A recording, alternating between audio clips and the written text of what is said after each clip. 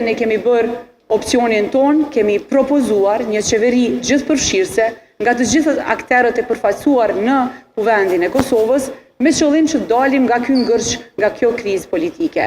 Kemi dhënë këtë opcion me qëllim që secila parti të jetë e përfaqësuar në bazë të proporcionalitetit të përfaqësimit që ka në kuvend, me qëllim që të shkojmë përpara me disa vendime emergjente që do ta lehtësonin jetën e secilit qytetar në Kosovë.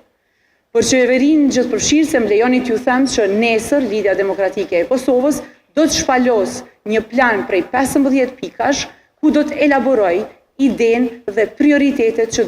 do t'i shinim si pjesë e kësaj qeverie për një periudhë të caktuar. Andaj me këtë rast ju ftoj nesër në selinë qendrore të LDK-s që të jeni dëshmitar të prezantimit të këtij plani.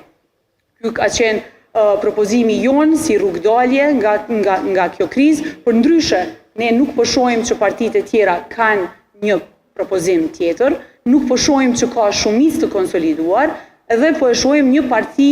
të parë, të dorëzuar tërësisht për shkak që nuk po ka mundësi të siguroj shumicën. Dhe ne me këtë rast dëshiroj që të them që partia jonë ka ardhur me këtë propozim duke qenë parti që e ndjen përgjegjësinë e shtetit, e ruajtjes së institucioneve të shtetit dhe që vjen si rezultat që dëshiron që të sheh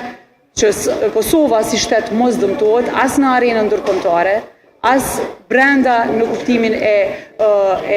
inflacionit edhe zhvillimeve ekonomike që po e dëmtojnë vendin. Më lejoni që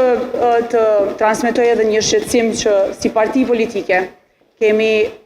parë